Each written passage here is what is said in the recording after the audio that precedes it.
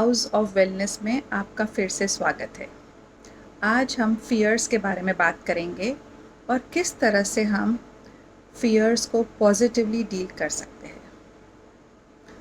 तो हर किसी को किसी न किसी का फ़ियर होता है। किसी को गिर जाने का फ़ियर होता है, किसी को बीमार होने का फ़ियर होता है, किसी को ओल्ड एज में अकेला रहने का फ़ियर होता है, वगैरह वगैरह। और आई एम श्योर आप सब लोग किसी न किसी के फ़ियर के शिकार हो रहे होंगे।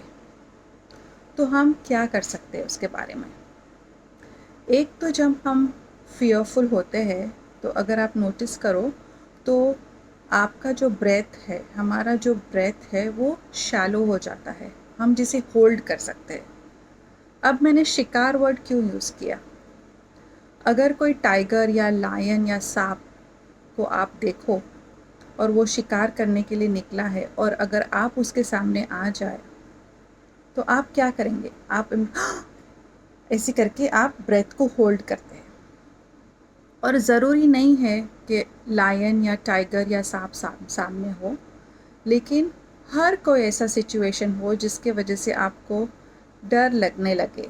वो रियल सिचुएशन क्यों ना हो, या तो वो परसीव्ड सिचुएशन आपने उसको स्ट्रेस के जैसी तरह से लिया है, तो आपकी बॉडी और आपका ब्रेन कम्युनिकेट करता है। किस तरह से? एक तो ब्रेथ से, तो हम ब्रेथ होल्ड करते हैं, और दूसरा क्या है, हमारी बॉडी टाइटन हो जाती है। और बहुत सारी चीज़ें होती हैं क्योंकि हमारे जो ब्रेन है वो स्ट्रेस हार्मोन रिलीज़ करते हैं। तो आइए देखते हैं हम इसके बारे में क्या कर सकते हैं। वेरी वेरी इम्पॉर्टेंट, ब्रेथ को कंट्रोल करना है। तो आपको, वेदर आप अवेयर हो या ना हो, आपको डीप ब्रीदिंग करना है। अब डीप ब्रीदिंग किस तरह से कर सकते हैं?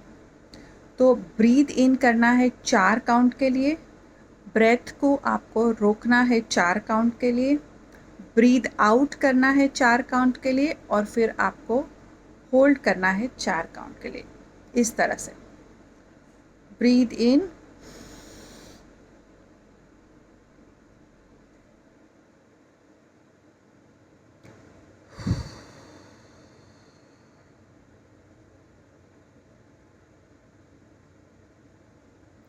एक बार फिर से ब्रीद इन,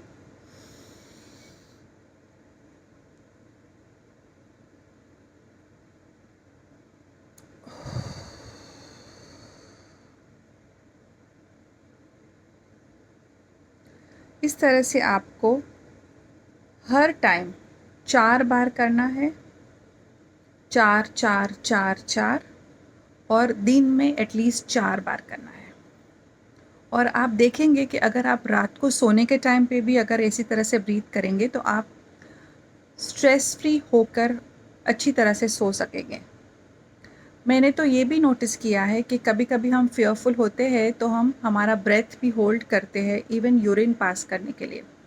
तो एक बार आप यूरिन पास कर लो, फिर आप होल्ड करके ये 4 बार जो ब्रीदिंग करना है, ये 4 काउंट के लिए अगर आप वो करो तो आप देखेंगे कि जो आपने जो यूरिन होल्ड किया है वो भी आप पास कर सकोगे। तो इससे क्या होता है कि आपको बार बार बाथरूम में जाने की ज़रूरत नहीं पड़ती है।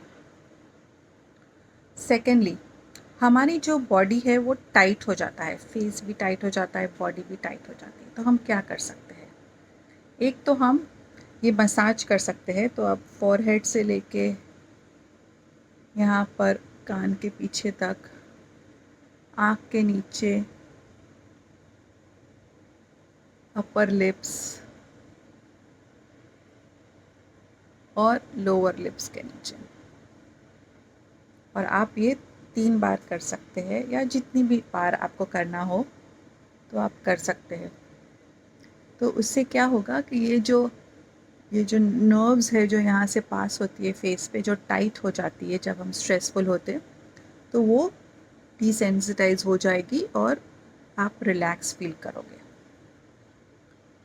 तीसरी चीज़, जिस बारे में आपको फ़ियर है उस बारे में आप सोच के आपके ये जो इमोशनल स्ट्रेस रिलीज़ पॉइंट्स है उसको आपको वेरी लाइट प्रेशर से जैसे कि आप प्रेशर डालोगे आपके आँख के ऊपर, उस तरह से एकदम लाइट प्रेशर से आपको होल्ड करना है।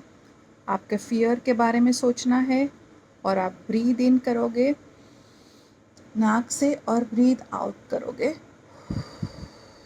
मुंह से। Breathe in, breathe out,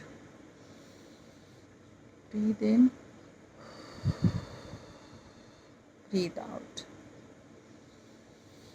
breathe in और ब्रीद आउट। और एक लास्ट थिंग, हमारे पूरे शरीर के जो पॉइंट्स है वो हमारे ईयर्स के ऊपर है। तो आप अगर ईयर्स को मसाज करते हैं इस तरह से,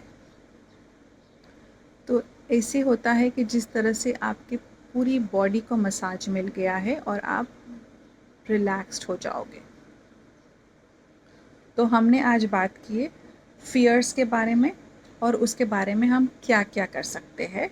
तो मैंने आपको ब्रीदिंग की टेक्निक बताई है जो आपको करना है। फिर मैंने आपको इमोशनल स्ट्रेस रिलीज़ पॉइंट्स बताए हैं जो आपको आपके फ़ियर के बारे में सोच के आपको करना है। मैंने आपको फेस का मसाज बताया है और आपको ईयर मसाज बताया है।